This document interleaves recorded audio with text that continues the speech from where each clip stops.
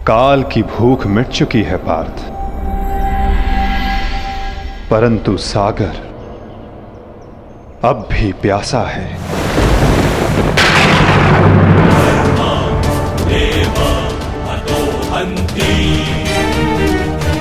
तुम शीघ्रता करो पार्थ, द्वारका की सभी स्त्रियों को और बालकों को अपने साथ हस्तिनापुर लेकर लौट जाओ।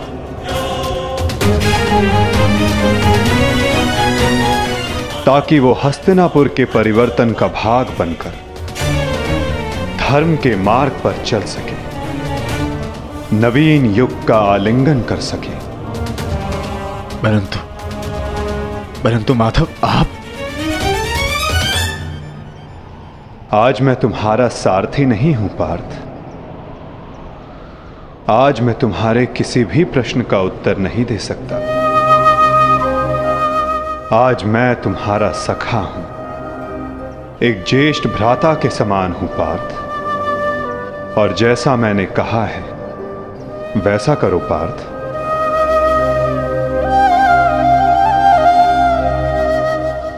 अभी किसी और से मिलने का समय है।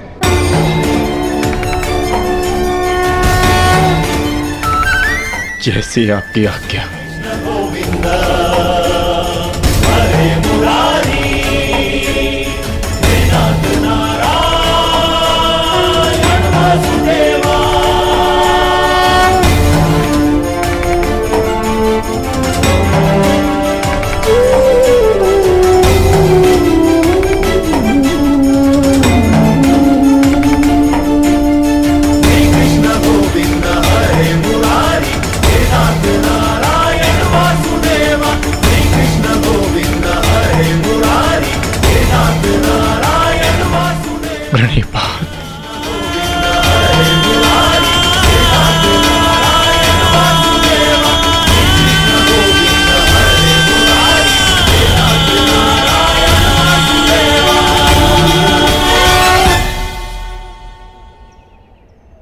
कौरव वंश के वट वृक्ष महामहिम भीष्म, जिन्हें इच्छा मृत्यु का वरदान था, क्या वासुदेव ने उन्हें अपने छल से धराशाही नहीं करवाया है?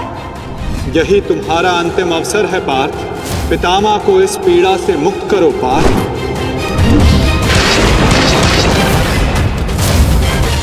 वासुदेव ने द्रोण पुत्र अश्वत्थामा की मृत्यु का छल रचकर आचार्य द्रोण का वध नहीं करवाया है?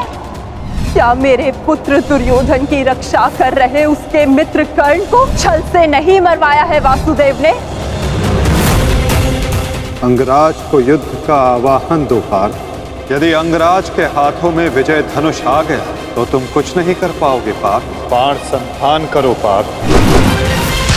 पुत्र दुर्योधन पर युद्ध के नियमों के विरुद्ध जाकर प्रहार किया गया, क्या वो वासुदेव का छल नहीं था?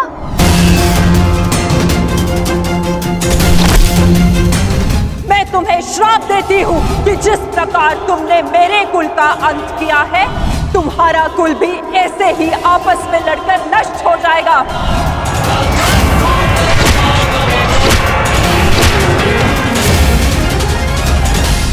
एक बहुत ही बुद्धिमान ज्ञानी पुरुष ने मुझसे कहा था कि मनुष्य अपने प्रत्येक चयन का परिणाम स्वयं भुगतता है।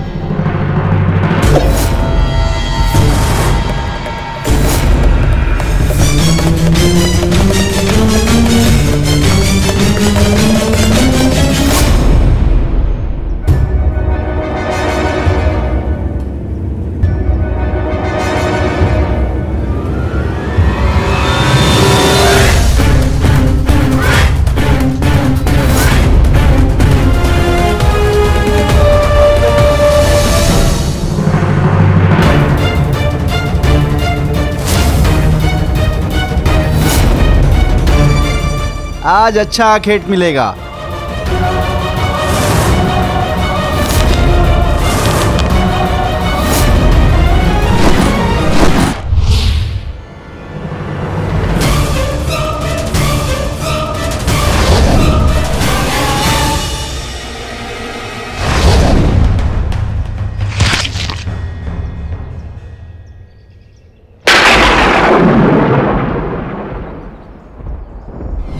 आपका ये बाण मेरा चरण भेद नहीं पाया, परंतु अब से मेरे शरीर का ये भाग सबसे दुर्बल होगा और अब कोई भी बाण मेरे इस स्मरण स्थल को भेद पाएगा और यही मेरे इस देह को त्यागने का कारण बनेगा।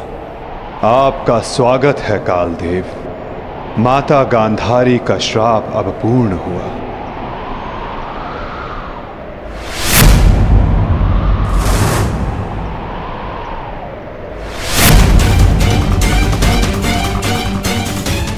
श्री कृष्ण, ये कैसा अनर्थ हो गया मुझसे?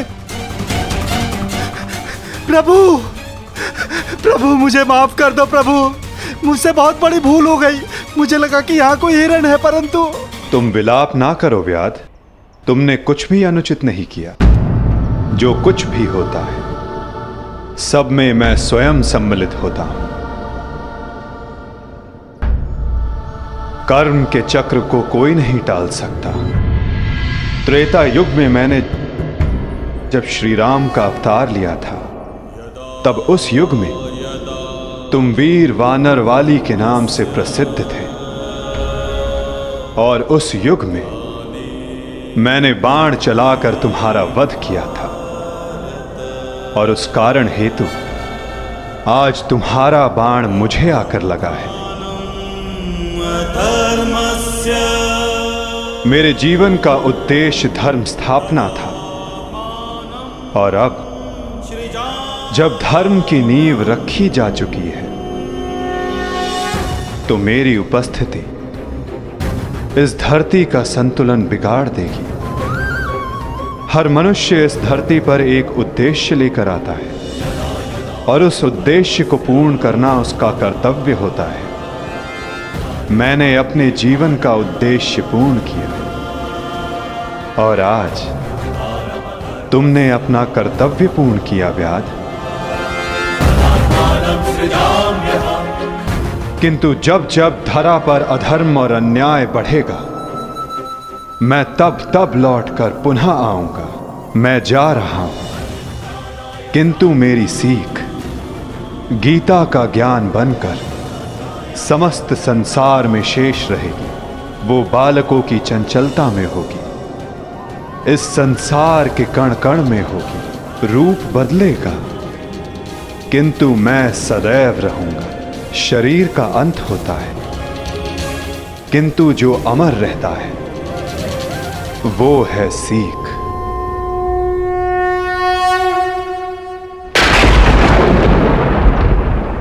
पंचभूतों की बनी ये देह केवल वस्त्र है। पंचभूतों की बनी वस्त्र है। आत्मा का जो वास्तविक है घर कहीं यत्र है। व्यर्थ चिंता है जीवन की, व्यर्थ है मृत्यु का भय। आत्मा को ना मार पाते शस्त्र अग्नि समय। ईश्वर स्वयं है सृष्टि सारी, कहाँ उसको खोजना। जो भी होता शुभ ही होता, सब उसी की योजना।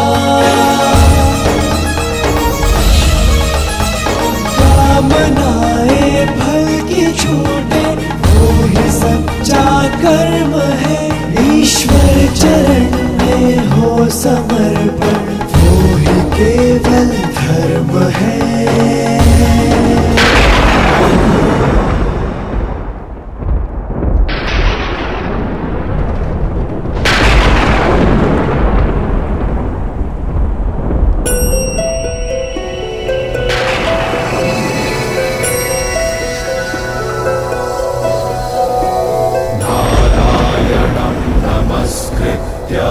नरं चैव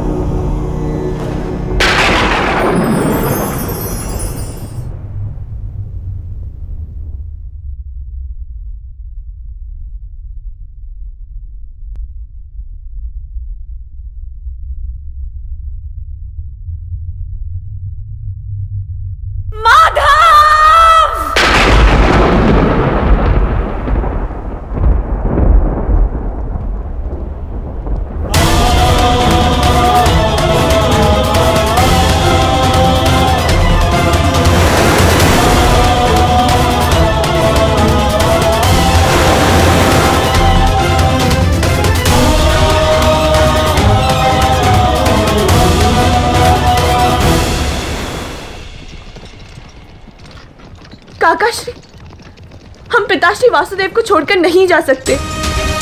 ये उनका ही आदेश है लक्ष्मणा। द्वारका का अंत होने को है। उनका आदेश था कि मैं तुम सभी को यहां से हस्तिनापुर ले जाऊं। मैं उनके आदेश का पालन कर रहा हूं और तुम्हारा भी यही कर्तव्य है।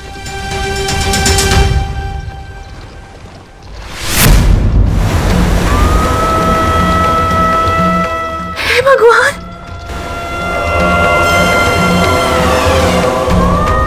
हमारा द्वारका।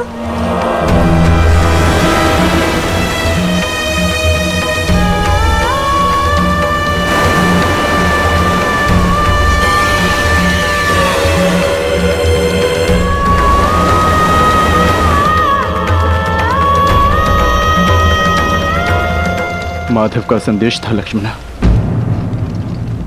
कि लक्ष्य पूर्ण हो जाने के पश्चात समापन आवश्यक है, अन्यथा संतुलन बिगड़ता है। सृष्टि अपना संतुलन बना रही है लक्ष्मणा।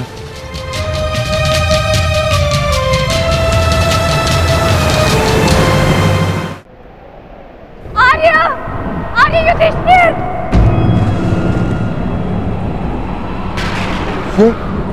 ये तो पांचाली का स्वर है।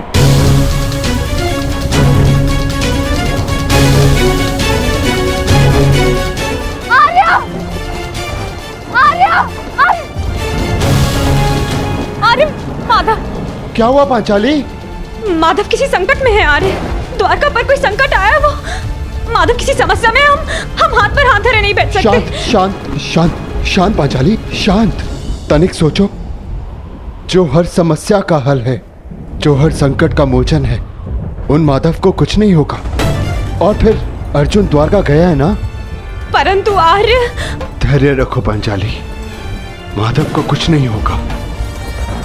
मुझे उन पर पूरा विश्वास है और अपने अनुज अर्जुन पर भी।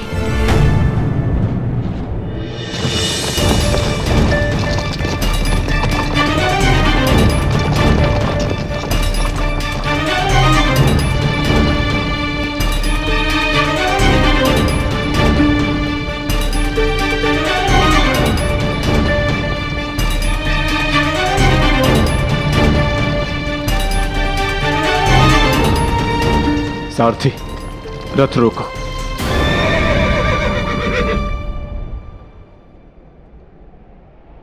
ये स्थान सुरक्षित लग रहा है। क्या हुआ काकाश्री, आपने रथ क्यों रुकवा दिया? यात्रा थकान को जन्म देती है लक्ष्मणा। कुछ प्रहर विश्राम कर लेना चाहिए। चलो।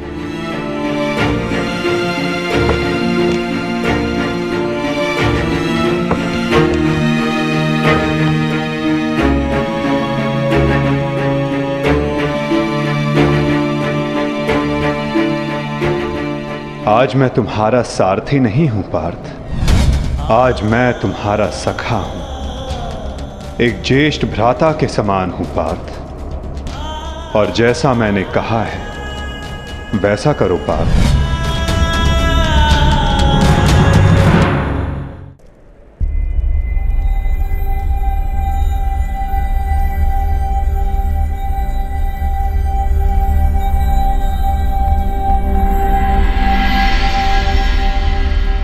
ये सब क्या हो रहा है काकाश्री?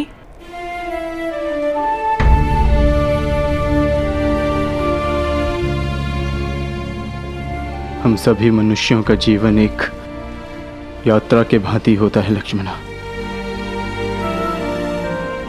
जिसे हमें पूर्ण करना होता है। जहां से एक मनुष्य की यात्रा समाप्त होती है, वहीं से एक दूसरी यात्रा का आरंभ होता है।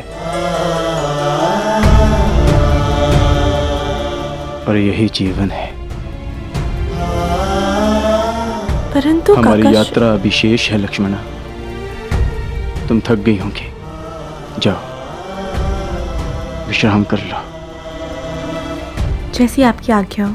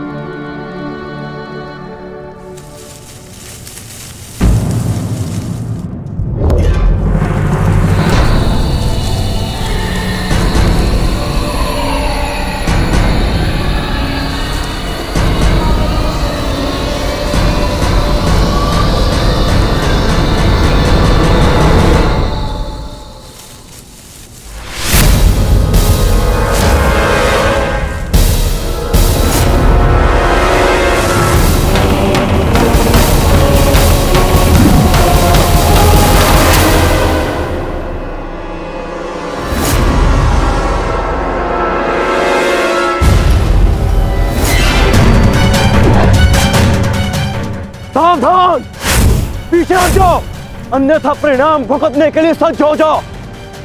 उत्तर दो इसे।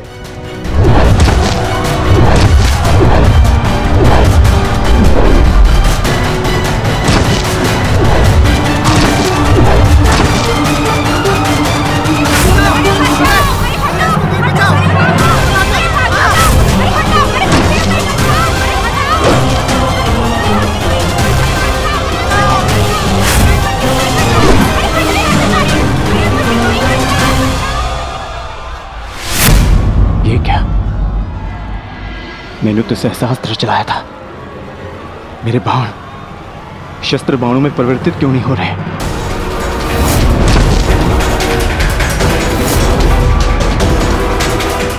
मेरा लक्ष्य कैसे चूक सकता है?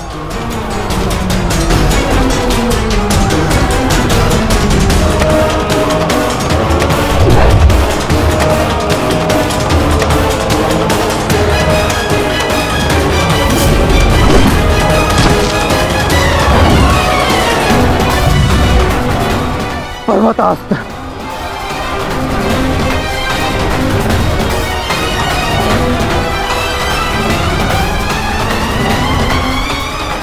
ये सब क्या हो रहा है? बाण प्रकट क्यों नहीं हो रहे? कैसे करूंगा मैं सबकी रक्षा?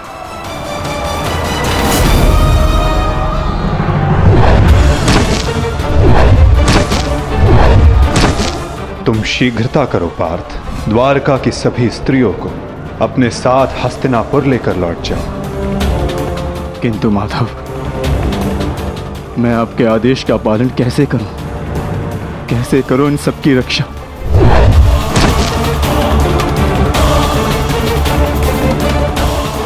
लक्ष्मण,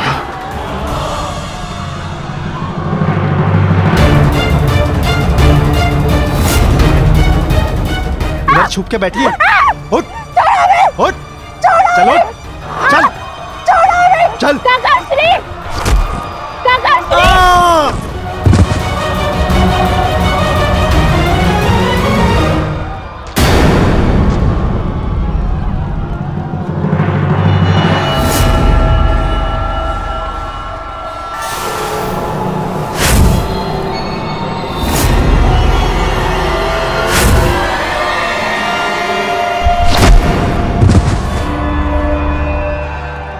वो दिन समाप्त हुए अर्जुन, जब सारा संसार तुम्हारे गांडीव से कांपता था। अब नवयुग आरंभ हो चुका है।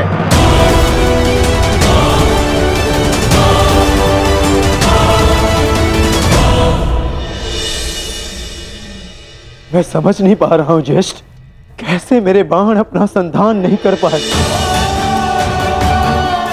कैसे मेरे गांडीव की प्रत्यंचा टूटी। मेरे रहते हुए मेरी सुरक्षा में आई कितनी स्त्रियों को वो कितने धन को लूट कर ले गया, और मैं कुछ नहीं कर सका। मैं माधव के आदेश का पालन नहीं कर पाया जैसे।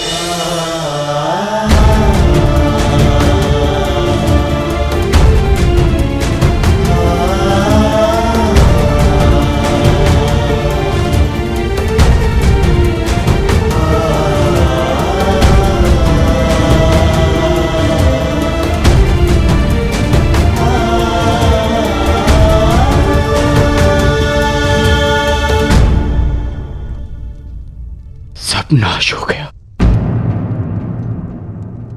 कुछ नहीं बचा। माधव का संदेश क्या है अर्जुन? हर प्राणी के जीवन का एक कारण होता है, एक लक्ष्य होता है पार्थ, और उस लक्ष्य के पूर्ण हो जाने के पश्चात उसका सृष्टि में रहना संतुलन बिगाड़ता है। द्वारका की सभी स्त्रियों को और बालकों को अपने साथ हस्तिनापुर लेकर लौट जाओ, ताकि वो हस्तिनापुर के परिवर्तन का भाग बनकर धर्म के मार्ग पर चल सके, नवीन युग का आलिंगन कर सके। मैं समझ गया अर्जुन, मैं समझ गया।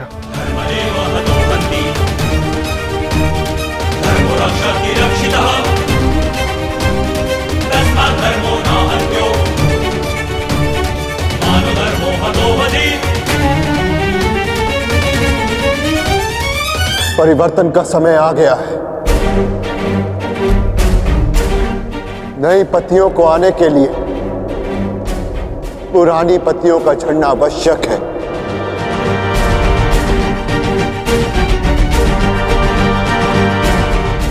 आपका मंतव्य क्या है आर्य?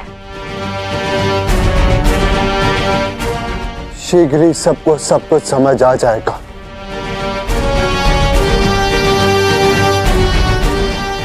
हस्तिनापुर की राजसभा का आह्वान किया जाए। परीक्षित और वृषकेतु को अवश्य बुलाया जाए।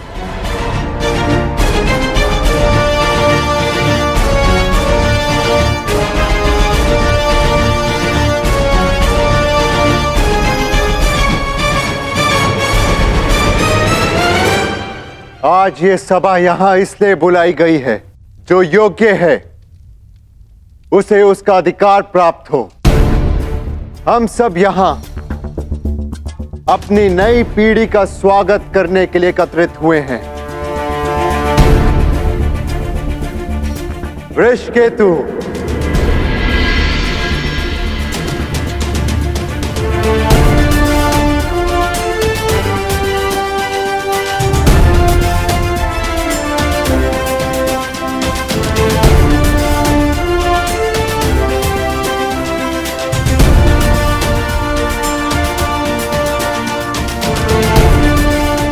परीक्षित,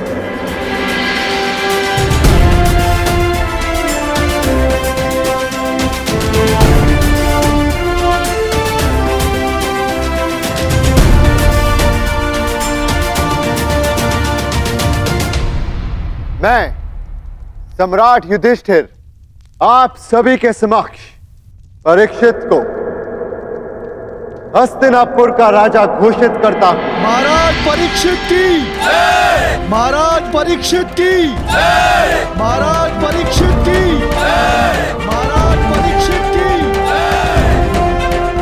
और वृषकेतु को इंद्रप्रस्थ नरेश घोषित करता हूं। महाराज वृषकेतु की जय! महाराज वृषकेतु की जय! महाराज वृषकेतु की जय! महाराज वृषकेतु की जय!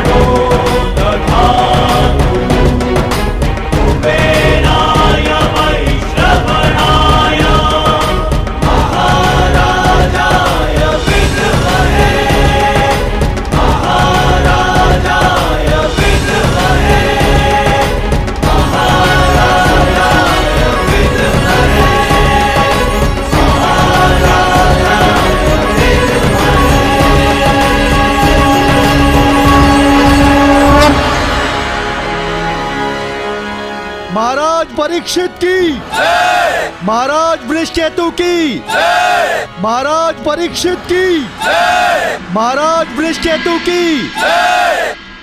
सदैव एक दूसरे का साथ देते रहना और स्मरण रखना कि शक्ति बिना उत्तरदायित्व के भान के विनाश लाती है।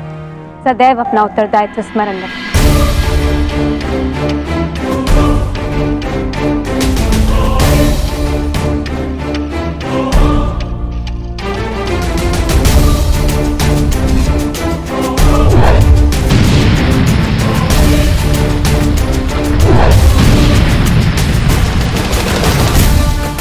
तुम्हारे पिता ने तुमसे छोटी आयु में चक्रव्यूह तोड़ा था।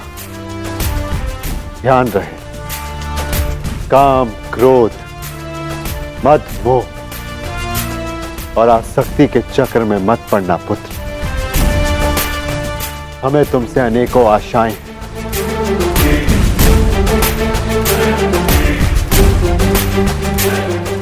और तुम्हें उन पर खरा उतरना है। मुझे विश्वास है कि मेरे पश्चात परिवर्तन का अध्याय प्रारंभ होगा। हमारे पिता समाज के लिए प्रेरणा थे। तुम भी उनके जैसे सूर्य बनकर चमकना, उनके यश को और भी अधिक उज्ज्वल करना पुत्र।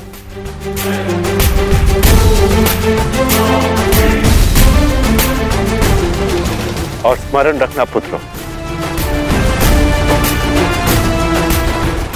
मनुष्य का कर्म उसके चुनाव, उसकी नियति का निर्धारण करता है। सदा शुभ कार्य करना। महाराज वृषकेतु की, महाराज परीक्षित की, महाराज वृषकेतु की, महाराज परीक्षित की, महाराज वृषकेतु की, महाराज परीक्षित की, महाराज वृषकेतु की, महाराज परीक्षित की, शौचमिन्द्रिय निग्रह निर्विद्या सत्यं क्रोधो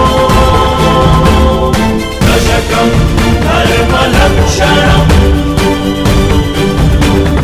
निर्विद्या सत्यं क्रोधो दशकं धर्मलक्षणम् दशकं धर्मलक्षणम्।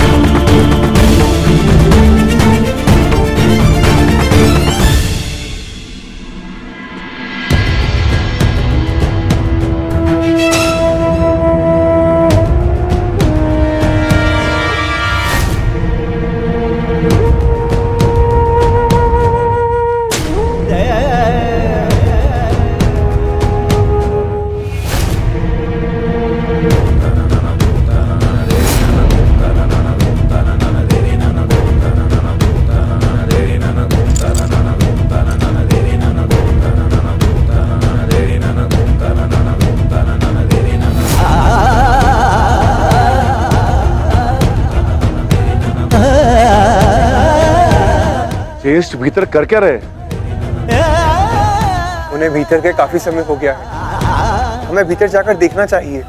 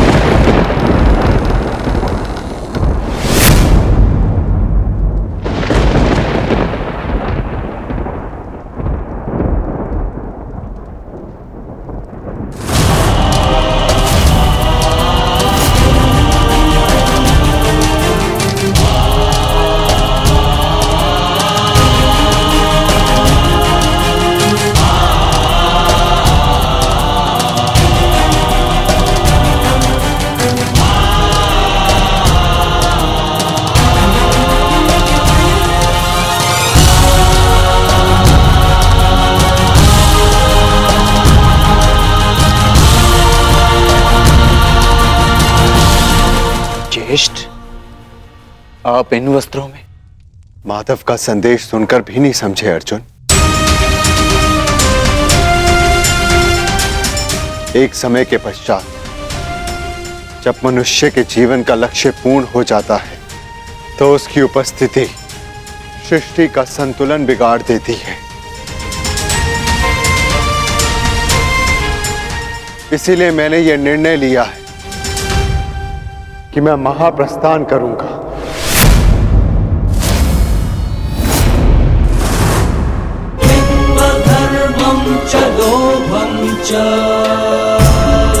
किंतु इस प्रकार आप हम सभी को अकेले छोड़ के नहीं जा सकते ज्येष्ठ। यदि आप महाप्रस्थान का निर्णय ले ही चुके हैं तो हम सब आपके साथ चलेंगे।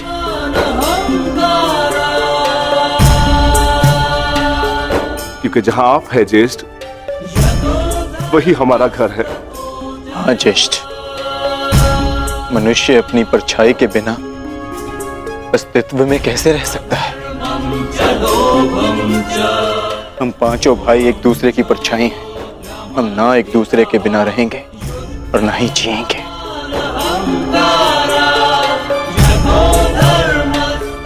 एक बार फिर आप सबने अपने भ्राता प्रेम का उदाहरण प्रस्तुत किया,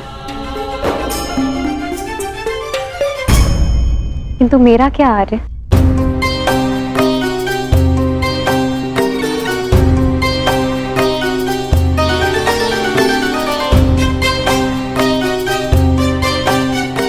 पांचाली, मैं जहां जा रहा हूं वह मार्ग बहुत कठिन है और तुम सब उस मार्ग पर नहीं जा पाओगे।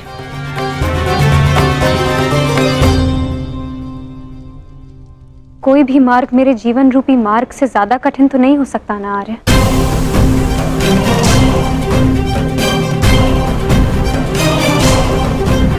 राज्यसभा में हुए वस्त्र हरण के संताप को मैं सह गई, ये सोचकर कि मेरे पांचों पति मेरे साथ हैं, मेरा प्रतिकार लेंगे।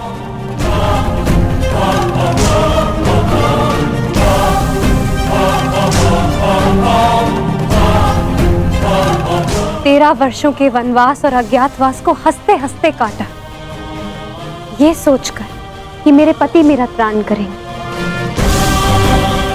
मेरे पुत्रों की असमय मृत्यु से कठिन कोई और कंटक तो नहीं हो सकता ना आर्य, परंतु सहा मैंने, क्योंकि मेरे पुत्रों के पिता, मेरे पांचों पतियों का सानिध्य मुझे प्राप्त है।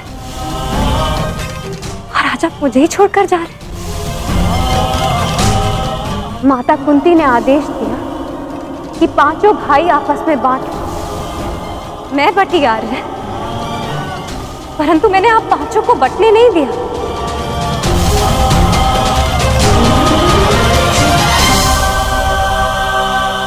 चाहे मार्ग के कांटे हो या पत्थरों की ठोकरें, हम सबका प्रारब्ध साथ है।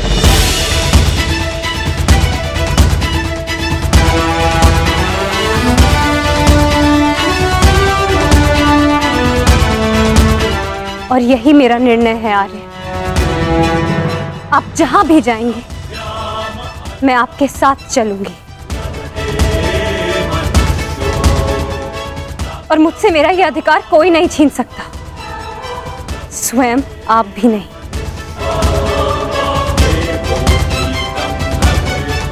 मैं चयन कर चुकी हूं आर्य। अब इस यात्रा का जो भी परिणाम होगा मुझे स्वीकार होगा।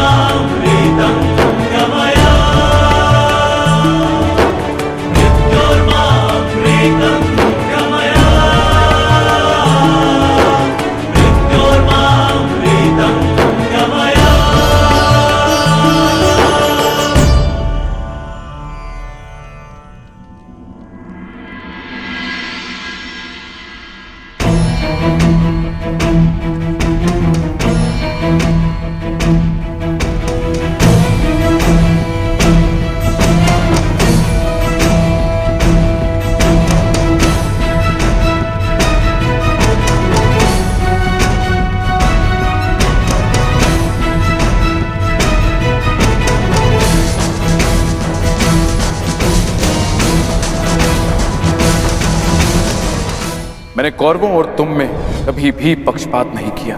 यदि प्रिय युधिष्ठिर को ये स्वीकार है तो हस्तिनापुर नया राज्य बनाने में तुम्हारी सहायता करे। परंतु पुत्र, इसके बदले मुझे भी तुमसे कुछ चाहिए। तुम्हारी माता कुंती यही हस्तिनापुर में रहे। आज तक के इतिहास की सबसे बड़ी, सबसे रोमांचक, मनोरंजक द्यूत क्रीड़ा हम सबके जीवन का सबसे बड़ा खेल होगा। 5 की शक्ति दास हो गई दुर्योधन। युधिष्ठिर भी तुम्हारा दास हो गया। जो विजय संसार के सबसे बड़े युद्ध में नहीं मिल सकती थी, वो युद्ध के चाल में तुम्हारी हो गई। वो शेष है द्रौपद पुत्री पांचाली। पांचाली पांचाली पांचाली पांचाली पांचाली। अब ये द्रौपद पुत्री पांचाली विधिवत तुम्हारी दासी हुई। दुशासन, तुम मेरा अपमान करने वाली उस दासी को अपने इन भुजाओं से उसके बाल पकड़कर खींचकर इस सभा में लेकर आओ। दुर्योधन, तुम अपनी सीमा का अतिक्रमण कर रहे हो। वहीं पूर्ण विराम लगा दो। तुम इस भांति एक स्त्री का अपमान नहीं कर सकते। सावधान दुर्योधन, आप अपनी प्रतिज्ञा की सीमा में बंधे हैं पितामह। आप अपने वचन से बंधे हैं आचार्य। और तुम कर्ण, मेरी मित्रता के बंधन में बंधे हो कर्ण। लीजिए ज्येष्ठ, आपका आदेश ना मानने वाली दासी। आओ दासी द्रौपदी, आकर मेरी गंगा में बैठो। आओ। वस्त्र हरण करो इस दासी का।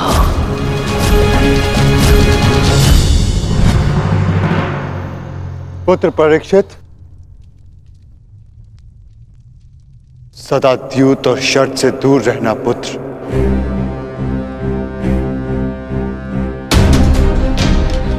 क्योंकि ये मनुष्य को काल के गर्त में पहुंचा देता है।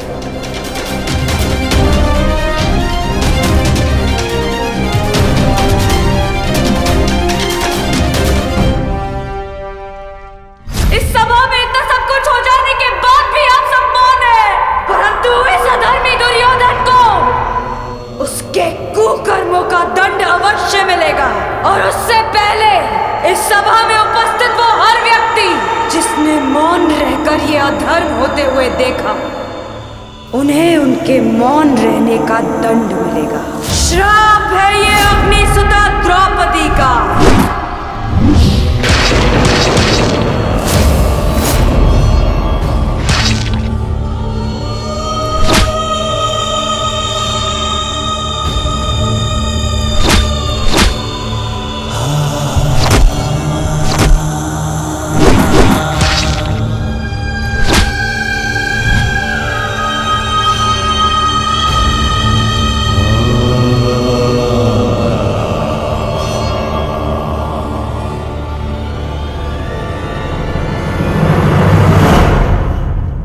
सदा स्त्री का सम्मान करना पुत्र।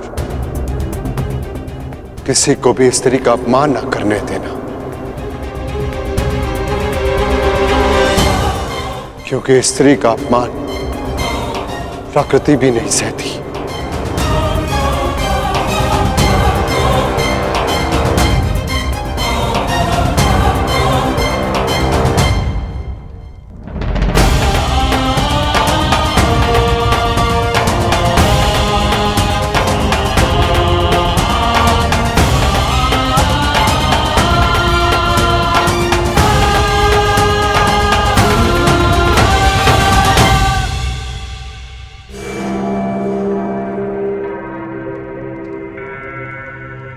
मैं दुर्योधन आज हस्तिनापुर के सिंहासन को दांव पे लगाता हूं। बस दुर्योधन, हस्तिनापुर पर तुम्हारा कोई अधिकार नहीं। तो जिनका अधिकार है मैं उन्हीं से पूछ लेता हूं। पिताश्री, मेरा इस सिंहासन पे अधिकार नहीं, अधिकार है पुत्र, और मैं तुम्हें उस अधिकार का प्रयोग करने की अनुमति देता हूं। यदि एक अवसर इस क्षण बंद न हुई तो परशुराम शिष्य द्रोण के बाणों को कोई नहीं रोक पाएगा। आचार्य द्रोण, आप इस सभा के सभासद हैं और नियम अनुसार सभा के समाप्त होने तक आप नहीं उठेंगे, अन्यथा आप दंड के पात्र होंगे। स्मरण रखना पुत्र, राजा वो नहीं जो राज्य की सीमा के पार देख सके। राजा वो है जो प्रजा की आंखों की सीमा में आए एक आंसू को देख सके।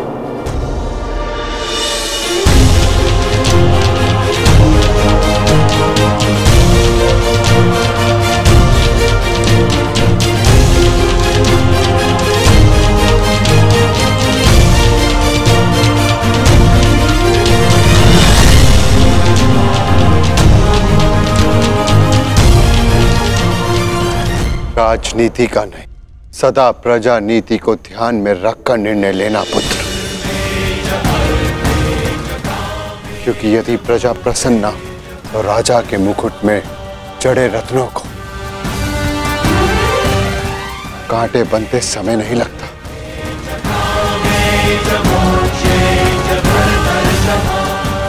धर्म के साथ शासन करना,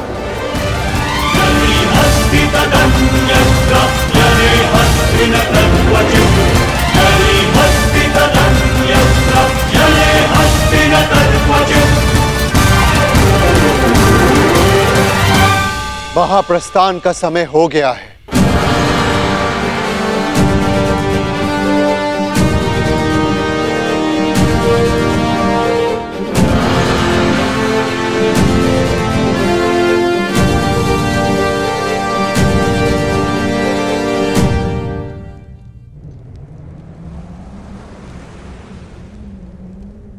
वानप्रस्थ में प्रस्थान करने का समय आ गया है।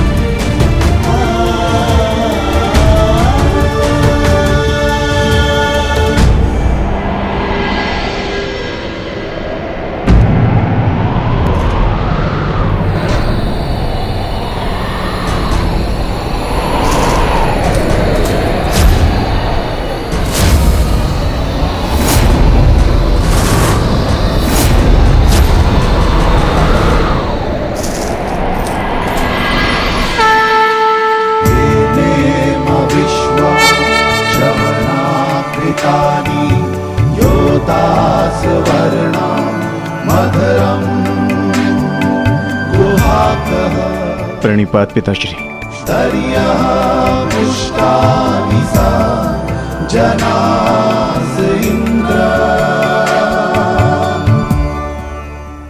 महाप्रस्थान का अर्थ समझते हो ना पुत्रों?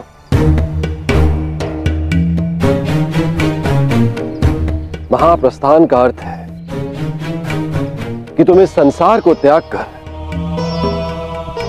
परलोक जाना चाहते हो।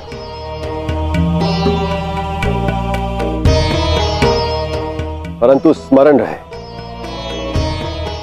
यह मार्ग इतना सरल नहीं है पुत्रों। हमारे समक्ष अनेक विपदाएं, अनेक समस्याएं उत्पन्न होंगी।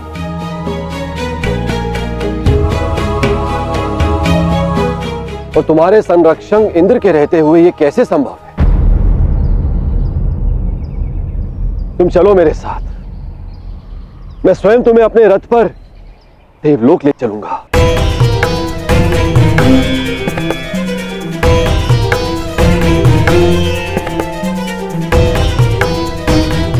आपका हमारे प्रति ये प्रेम गदगद कर देने वाला है इंद्रदेव, परंतु हम आपके साथ जाएंगे या नहीं, इसका निर्णय स्वयं इंद्रपुत्र लेंगे।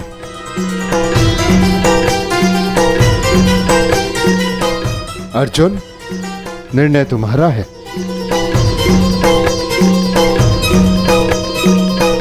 पिताश्री, हम पूर्ण रूप से देव नहीं, हमारे भीतर आधा अंश मानवों का है और मनुष्य को परलोक तक पहुंचने के लिए यात्रा करना अनिवार्य है। हम मनुष्य की पीड़ा और समस्याएं सहते हुए महाप्रस्थान करेंगे।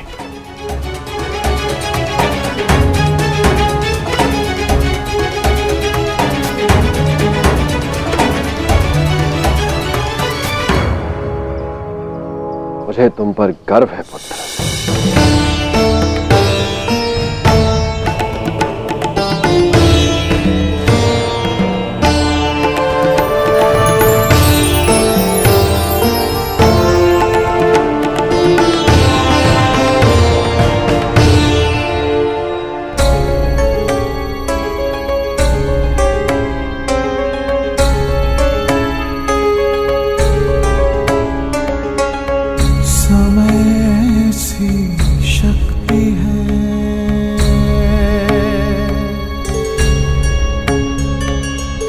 सभी समय से हारे,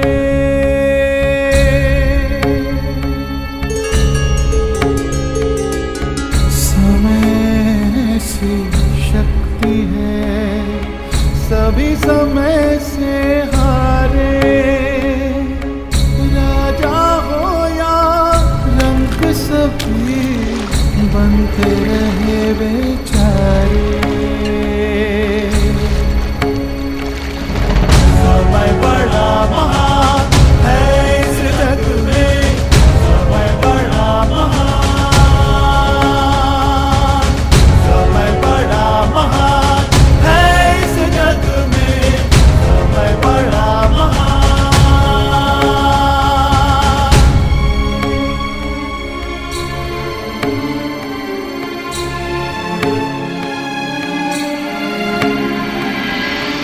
माया का धुआं फैलाए, भ्रम के जाल बिछाए, मन में घृणा द्वेष भरे, फिर अपनों को लड़वाए। सही समय पे सत्य को लाए, झूठ को करे किनारे। राजा हो या रंक सभी बनते रहे बेचारे, बनते रहे बेचारे। समय बड़ा महान है इस जग में, समय बड़ा महान, समय बड़ा महान।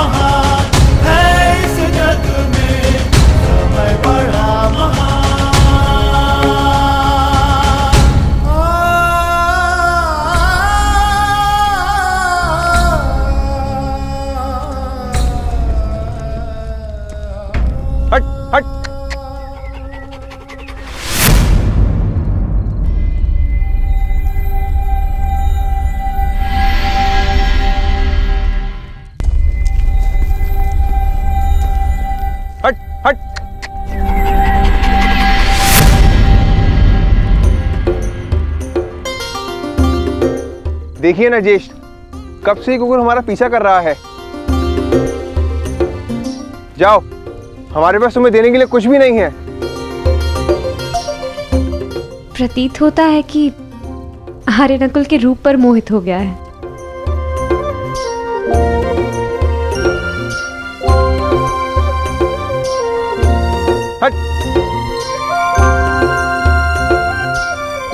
रहने दो नकुल, यदि ये भोला जीव साथ आना चाहता है तो इसे आने दिया जाए। मनुष्य की अंतिम यात्रा में जो साथ दे उससे सच्चा सह यात्री और कोई नहीं। और फिर क्या पता इस कुकुर को भी इसका लक्ष्य प्राप्त हो जाए। आने दो।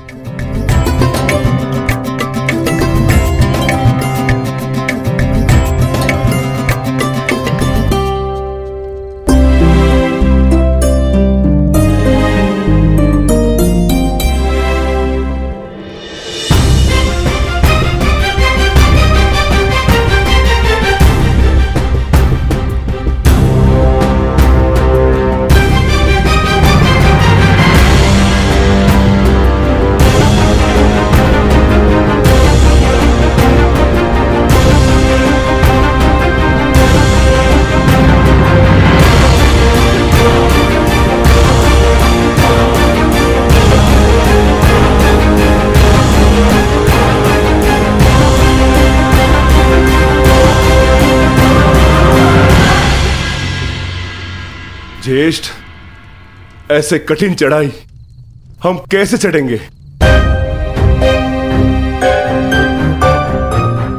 मार्ग अब दुर्गम नहीं, अगम हो गया है और किस ओर जाना है इसका भी कोई भान नहीं।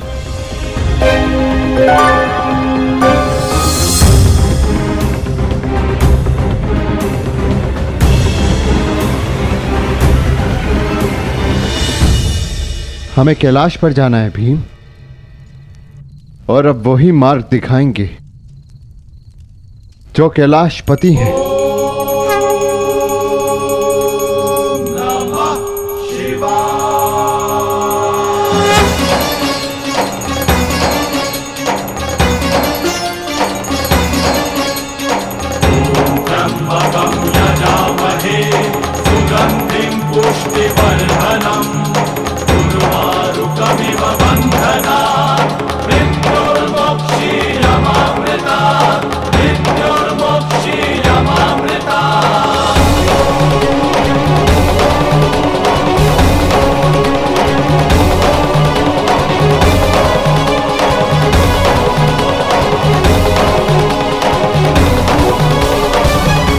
ओम नमः शिवाय।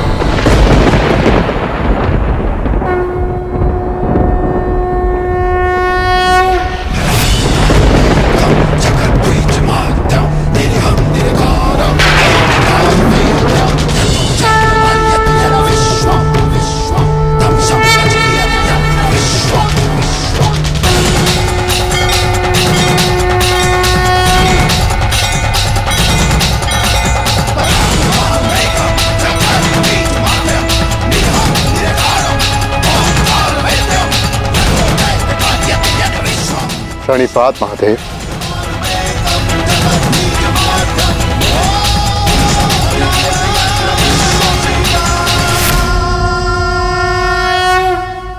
तपस्या तो सभी करते, परंतु अपने कर्म में रत रहकर भी जो ईष्ट का स्मरण करे वही वास्तविक तपस्वी है। युधिष्ठिर, तुम सबने एक क्षण भी मेरा ध्यान नहीं त्यागा। मैं प्रसन्न हुआ। यहाँ पृथ्वी का छोर आ गया है पांडुपुत्रों। से आगे का मार्ग इहलोक को जाता है।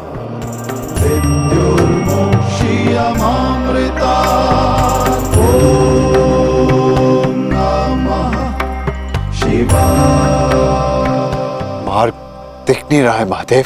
क्योंकि इस मार्ग पर चलने का मूल्य चुकाना पड़ता है, जो सरल नहीं।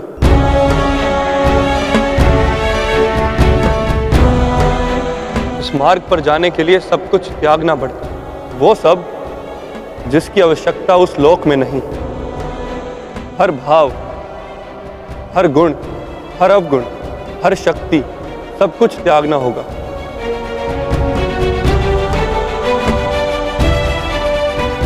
जब मनुष्य में केवल पंच तत्व रह जाते हैं, आत्मा में चेतना और हृदय में धर्म, तो ही ये मार्ग दिखता है। मैं समझ गया महादेव, मैं समझ गया।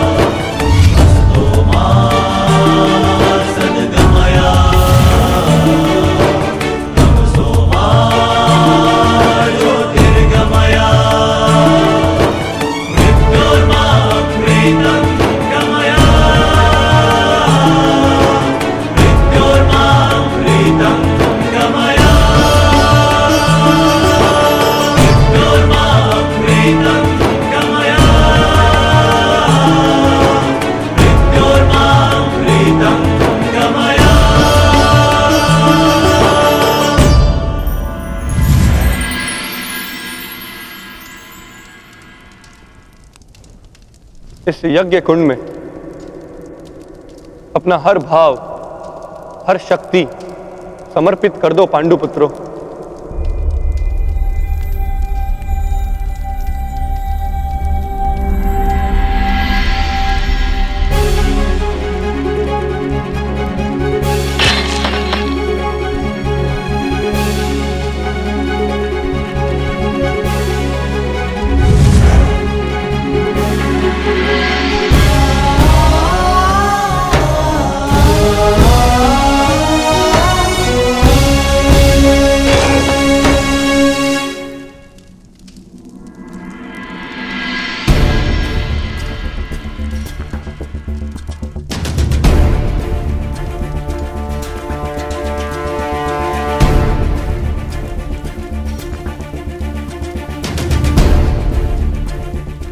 मैं इस गांडीव का और उन समस्त शस्त्रों का परित्याग करता हूं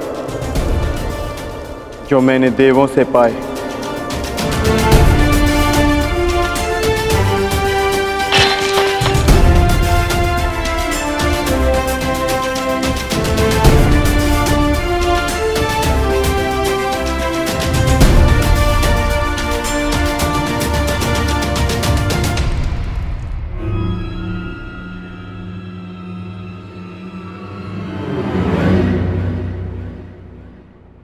ज्येष्ठ, मार्ग तो अभी भी प्रकट नहीं हुआ। तुम्हारी बारी है पांचाली।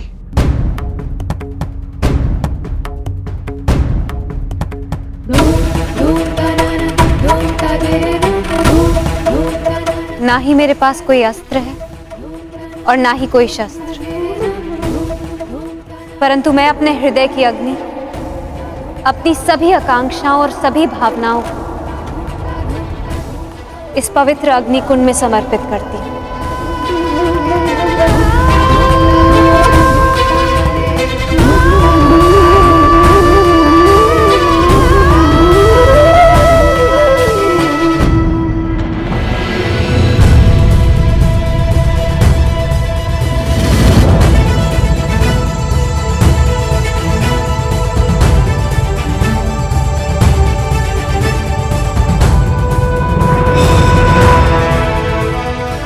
तुम्हारी यात्रा मंगलमय हो पुत्र।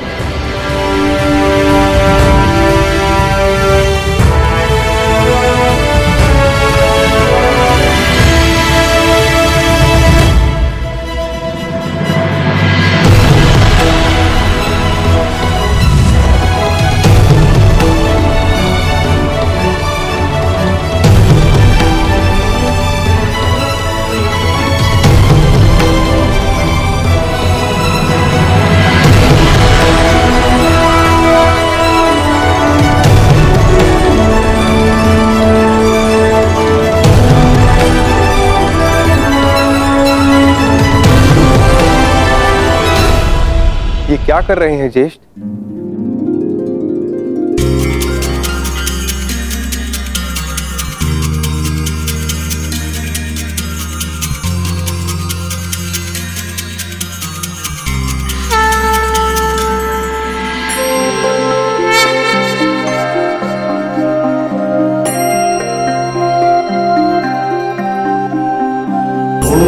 त्र्यंबकं यजामहे सुगंधिं पुष्टिवर्धनम् उर्वारुकमिव बन्धनात् मृत्युर्मोक्षीयमामृतात्। यहाँ महादेव ने हमें जीवन का अर्थ समझाया है। सुगंधिं पुष्टिवर्धनम्। अब से इस स्थान को केदारनाथ के नाम से पुकारा जाएगा।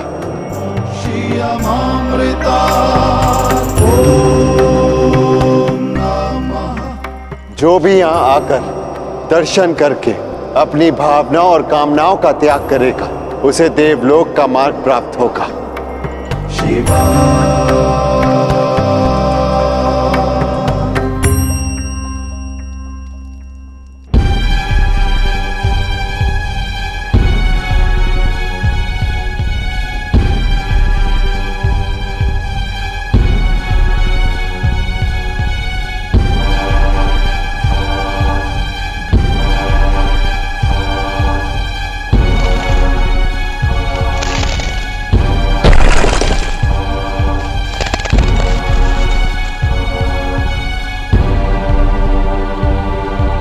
अब क्या करें ज्येष्ठ? आगे कोई मार्ग दिखाई नहीं दे रहा और ये चढ़ाई और भी कठिन होती जा रही है। आर्य, अब तक हर समस्या में मैं आप लोगों से आगे बढ़कर मार्ग ढूंढती आई। मैं आगे जाकर देखने का प्रयास करती हूँ।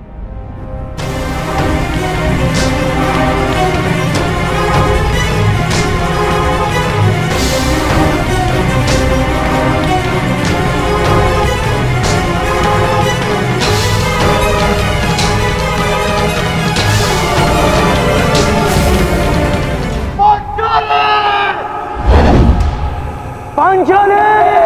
पांचाली! पांचाली! पांचाली! पांचाली!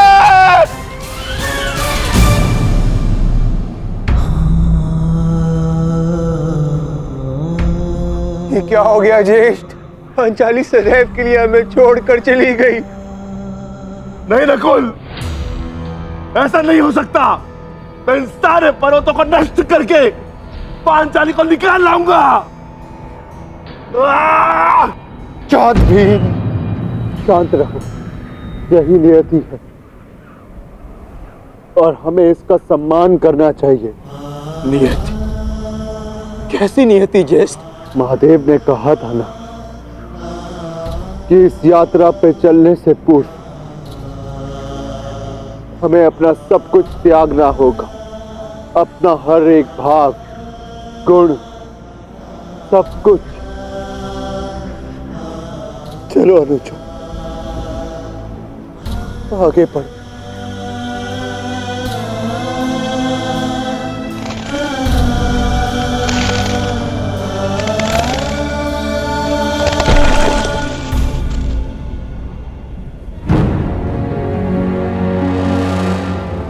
देखिए ज्येष्ठ, कितना सुंदर पुष्प है।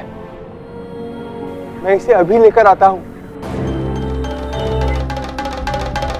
नकुल, नकुल रुक जाओ, आगे खाई है, तुम्हें दृष्टि भ्रम हुआ है, वहां कोई पुष्प नहीं है।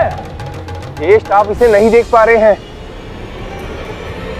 किंतु निकट से इसे मैं देख पा रहा हूं। नकुल!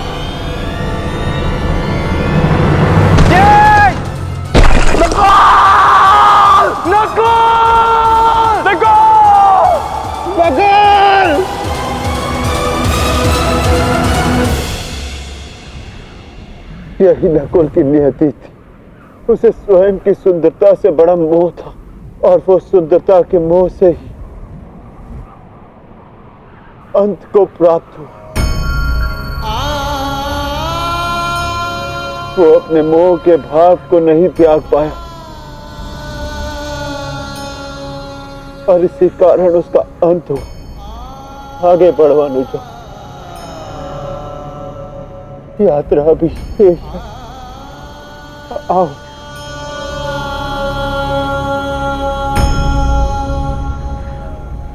आओ अनुजा।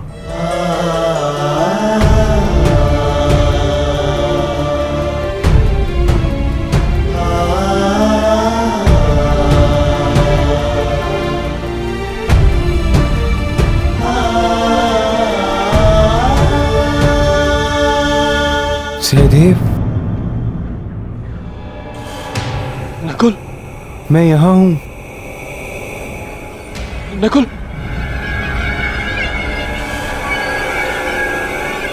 सहदेव, रुक क्यों गए? आगे बढ़ो, मुझे तुम्हारी आवश्यकता है। ज्येष्ठ नकुल जीवित है।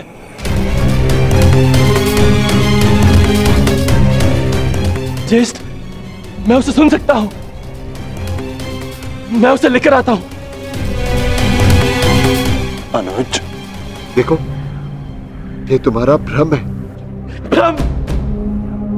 भ्रम में तो आज तक आप हमें रखते आए हैं ज्येष्ठ, क्योंकि आपने कभी हमसे प्रेम किया ही नहीं। आपके सहोदर नहीं है ना हम? सौतेले भाई अंत तक सौतेले ही होते हैं।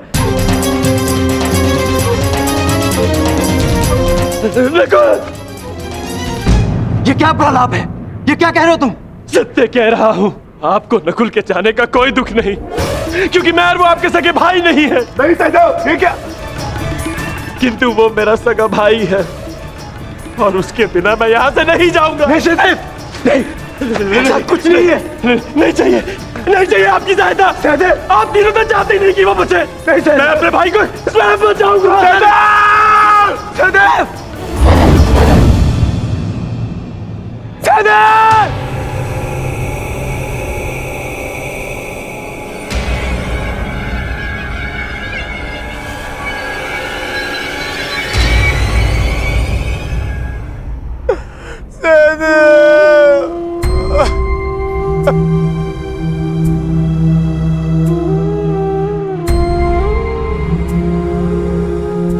उसकी मृत्यु का कारण था संदेह। वो अपने मन से संदेह को नहीं त्याग पाया और नकुल के संसार से जाने के पश्चात उसे पाने के लोभ ने इसके प्राण हर लिए। आगे बढ़ो, जाना सबको वही है। कर्म क्या होता है ये नियति निर्धारण करेगी।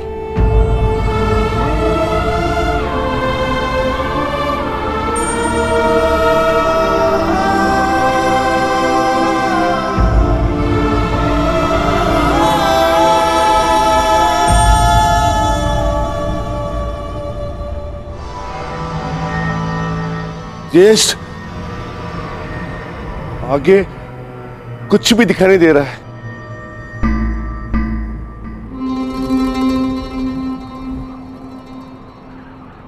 अब आगे का मार्गदर्शन मैं कराऊंगा। जिस प्रकार महाभारत में आगे रहकर सबके लिए मार्ग मैंने बनाया, यहां भी मार्ग मैं ही बनाऊंगा।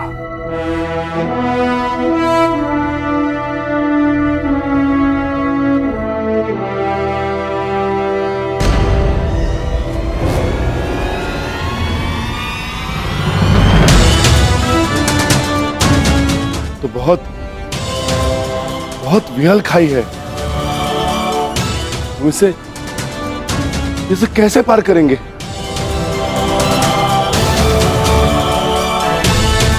इसे पार करना कौन सी बड़ी बात है भ्राताश्री।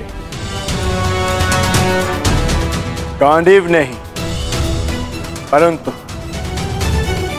आचार्य द्रोण की शिक्षा तो है मेरे पास।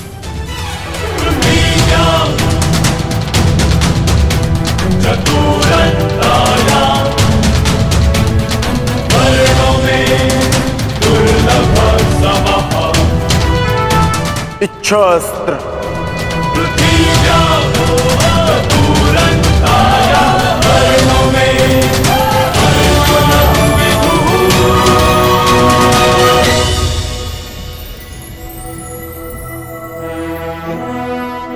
पार जाने का प्रबंध हो गया है ज्येष्ठ। आगे बढ़े।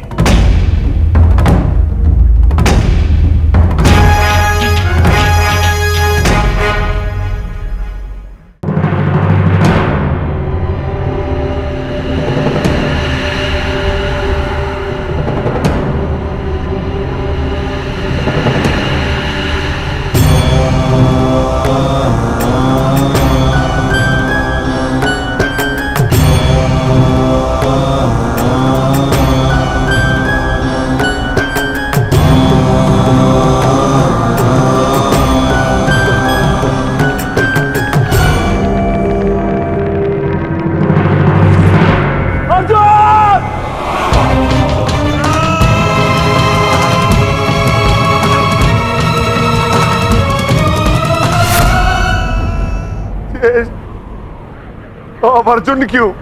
क्योंकि उससे मत था कि उससे श्रेष्ठ कोई नहीं। केदारनाथ में वो अपने मत को नहीं त्याग पाया,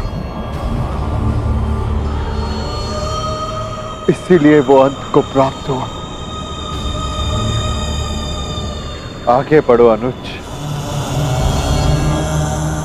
यात्रा शेष है। बस बहुत हो गया ज्येष्ठ। मार्ग काय ढूंढते हैं?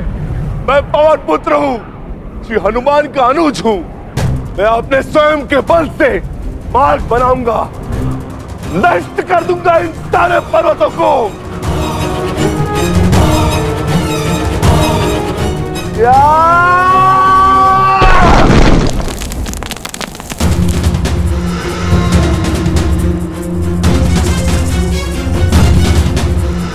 आगे बढ़िए ज्येष्ठ।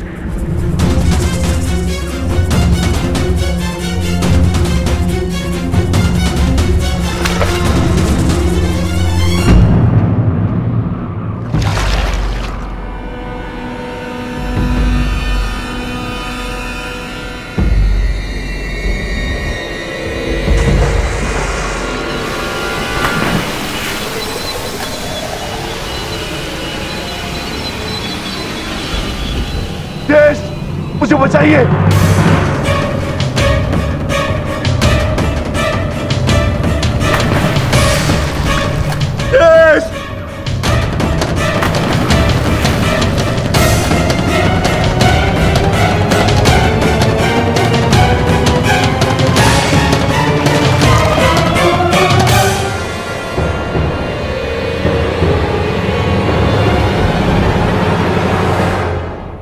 क्षमा करना भीम,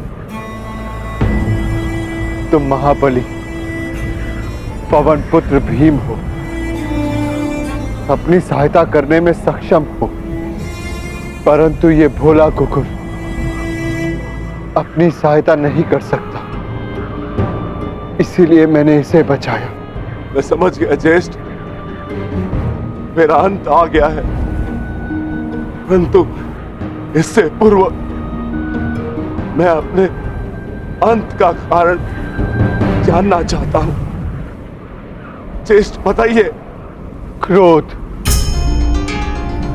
तुम्हारा क्रोध भयंकर था विक्रोधन। तुमने क्रोध में उनके भी प्राण लिए जिन्होंने कोई दोष नहीं किया था, और आज तुम्हारे अंत का कारण भी क्रोध ही है। तुम्हें शांति मिले अनुज। धर्मं च लोभं च मोहं चोषमस्थितः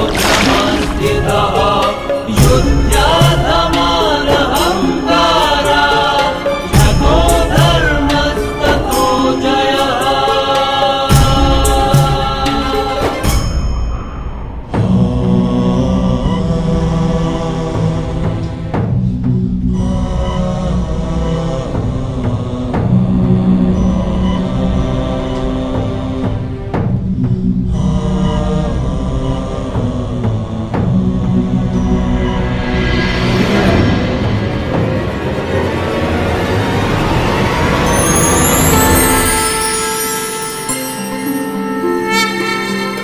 तुम्हारा स्वागत है युधिष्ठिर।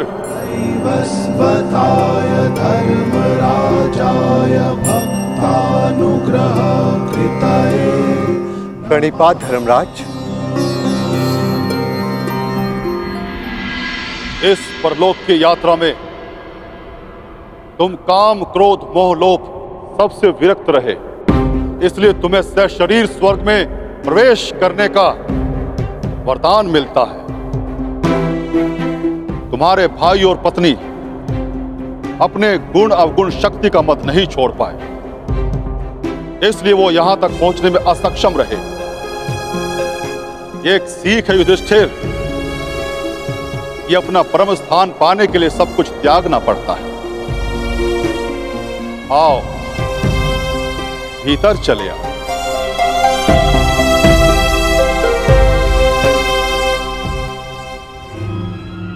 आओ मित्र, भीतर चले। तुम इस कुकुर को अंदर नहीं ले जा सकते युधिष्ठिर।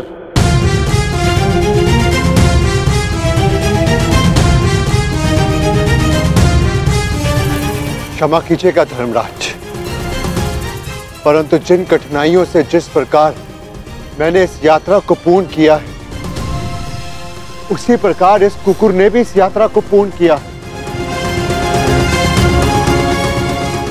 और हर यात्री को लक्ष्य तक पहुंचने का फल अवश्य मिलना चाहिए। मैं इस कुकुर को छोड़कर नहीं जाऊंगा।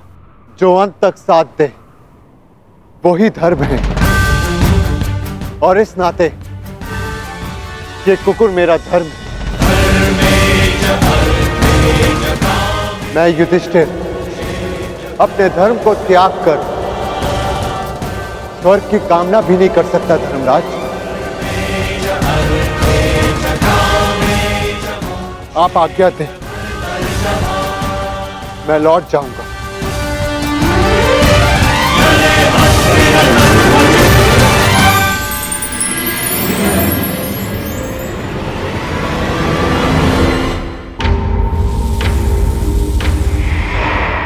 साधुवाद युधिष्ठिर, तुम अपनी परीक्षा में पूर्णतः सफल रहे।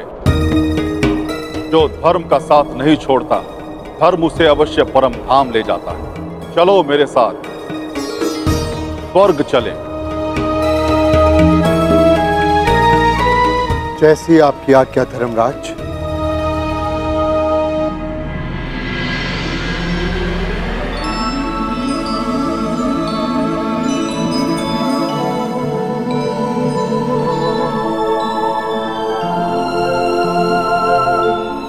आओ युधिष्ठिर आओ। इस स्वर्ग में तुम्हारा स्वागत है।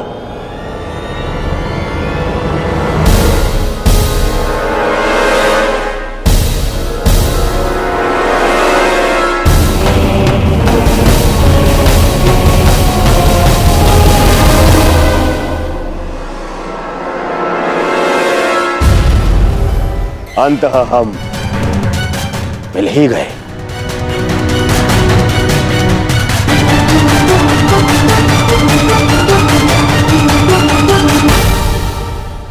अरे किंतु तुम अकेले क्यों आए? तुम्हारे बाकी पांडव और पांचाली उन्हें कहां छोड़ाए? उन्हें साथ नहीं लाए? अरे कहीं ये भय तो नहीं था कि मैं दोबारा तुम्हारे भाइयों को दास बना दूंगा और द्रौपदी को दासी। हाँ?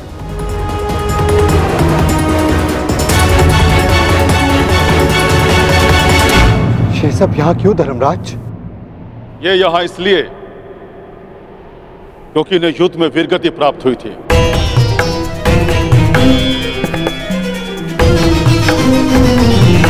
और ये पहले से निश्चित था कि जो कुरुक्षेत्र में वीरगति प्राप्त करेगा उसे स्वर्ग में स्थान मिलेगा। परंतु मेरे भाई और पांचाली कहाँ हैं धर्मराज? मुझे उन्हें देखना है। आओ मेरे साथ।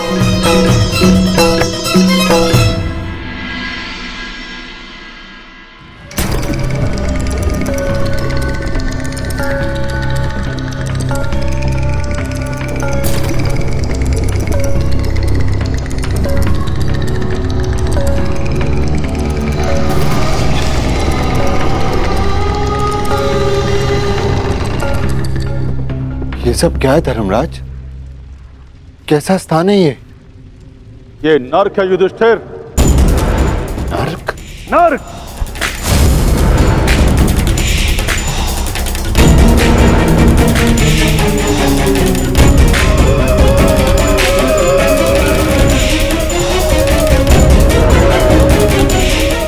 किंतु आप मुझे यहाँ क्यों लाए? चलिए। रुकिए सम्राट युधिष्ठिर, हमें छोड़कर मत जाइए। आपकी देह को छूकर जो वायु आ रही है उससे हमारा मन तृप्त हो रहा है। ये किनका स्वर है धर्मराज? उनका, जिन्हें अपने अपने कर्मों का दंड मिल रहा है।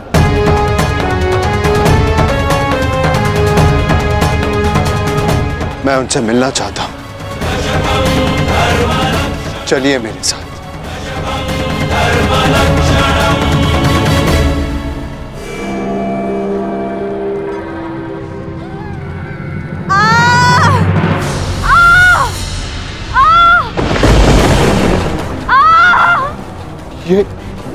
ये अन्याय है धर्मराज।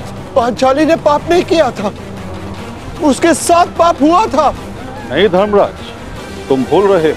पांचाली ने दुर्योधन का अपमान किया राजसूय यज्ञ में। अंधे का पुत्र अंधा, परंतु उसने दुर्योधन के साथ साथ धृतराष्ट्र का भी उपहास उड़ाया था। हर क्षेत्र में निपुण होने के पश्चात भी और स्वयंवर में बुलाए जाने के पश्चात भी कर्ण को अस्वीकार कर दिया। ये शरसंधान नहीं होगा, क्योंकि मैं एक सूत पुत्र से विवाह नहीं करूंगी। ये वही दर्प की अग्नि है जो इसे जला रही है।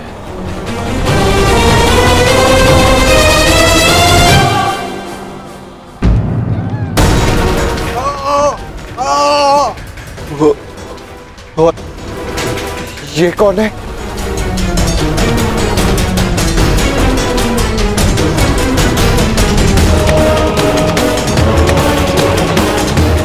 अपना बचपन स्मरण करो युधिष्ठिर, और स्मरण करो धनुर्विद्या के महारथी बालक का, जिसने अभ्यास में विघ्न डालने वाले श्वान का मुख बाणों से भर दिया था।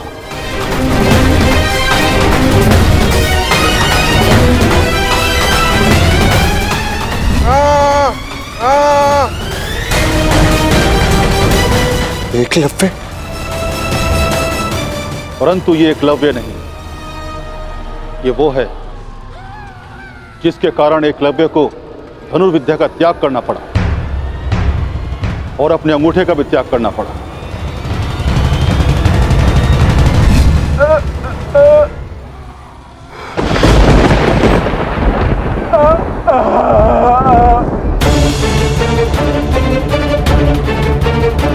अर्जुन। अर्जुन की इसी लालसा के कारण एकलव्य को बहुत कुछ खोना पड़ा। वही पाप अर्जुन को इस परिस्थिति में ले आया है। तो फिर भीम का है धर्मराज? भीम उधर है।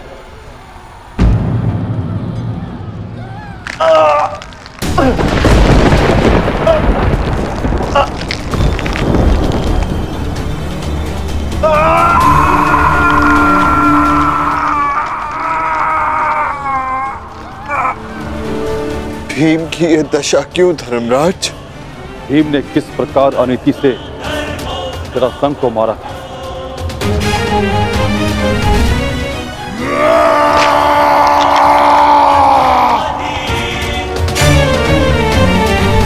और किस प्रकार दुर्योधन की जंगा तोड़ी थी।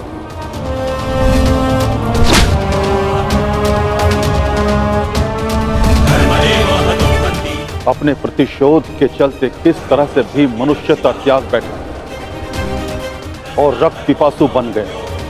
धर्म की स्थापना के लिए कभी कभी वध आवश्यक हो जाता है, परंतु बर्बर बनना उचित नहीं।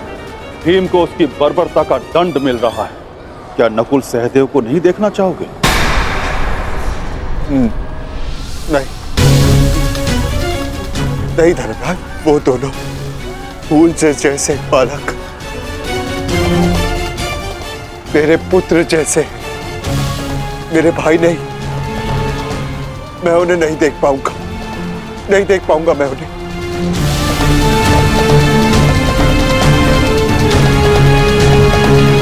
तो स्वर्ग चलें युधिष्ठिर?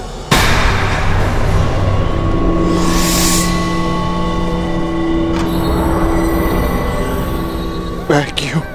क्योंकि तुम अकेले अपने भ्राताओं में निष्पाप हो, इसलिए तुम्हें स्वर्ग में स्थान मिला।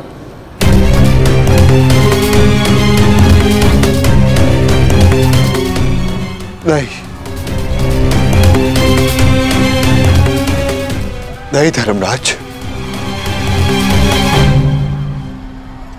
मैं अपने भाइयों को छोड़कर नहीं जाऊंगा। यदि उन्होंने कोई अनीति की है तो उसका कारण मैं हूं। एक ज्येष्ठ होने के नाते मेरा कर्तव्य था कि मैं अपने भाइयों को, अपने परिवार को उचित मार्ग दिखाऊं। मैं अपने परिवार को छोड़कर नहीं जाऊंगा यहां से। जहां मेरा परिवार रहेगा वही मेरे लिए स्वर्ग है। मैं यहीं रहूंगा धर्मराज, यहीं।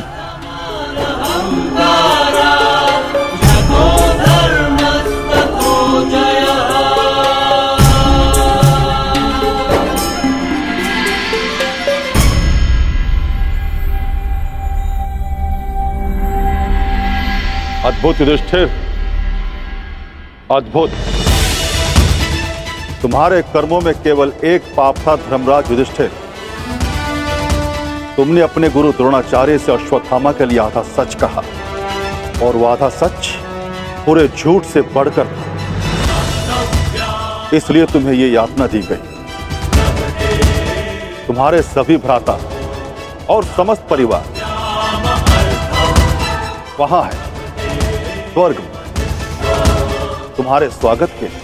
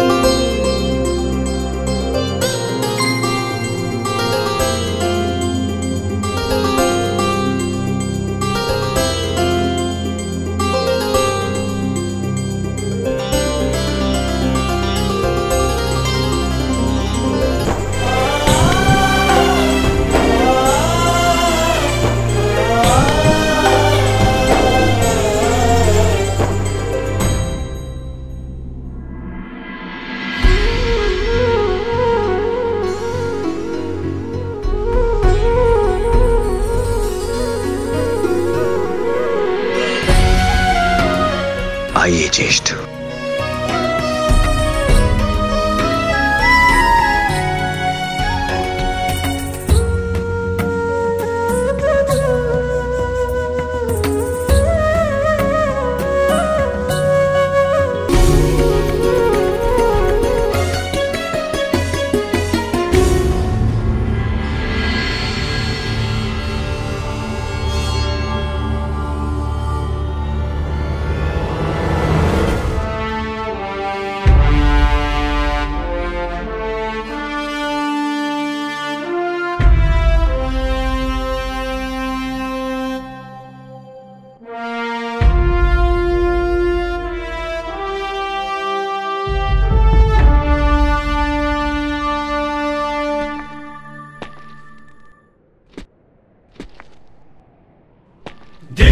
दृष्टि से बाण शक्ति से जीते ये सारा रण।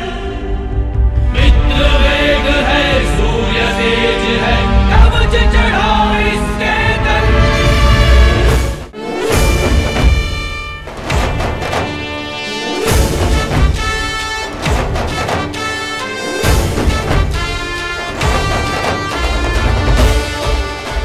ज्येष्ठ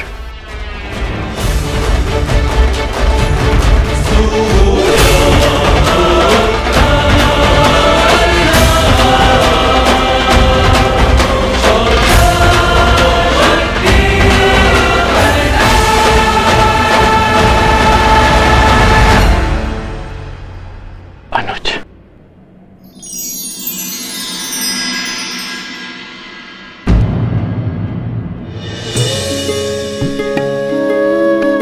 माधव,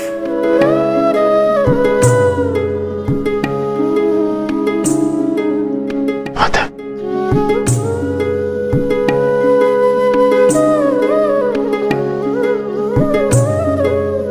हाँ धर्मराज, और देखो आज सारे 106 भाई एक साथ स्वर्ग में हैं, और यदि धरती पर ये सारे 106 भाई एक साथ होते तो धरती को स्वर्ग बना देते। युद्ध सदैव अंतिम प्रयास होता है, प्रथम प्रयास सदैव प्रेम होता है। प्रेम से संब्रह्म जन्म लेता है, और संब्रह्म से आदर, आदर से करुणा, और जब मनुष्य में करुणा होती है तो वो एक दूसरे की आवश्यकताएं समझता है, उसकी पीड़ा समझता है, उसके निर्णयों का सम्मान करता है। और जहां एक दूसरे के लिए सम्मान हो वहां युद्ध के लिए कोई स्थान नहीं होता।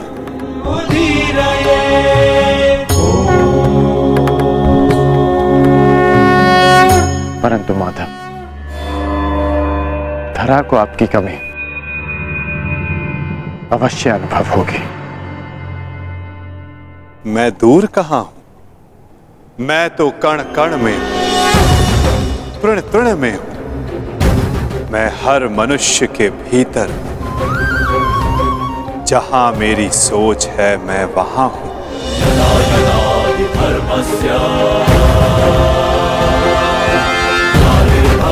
भारत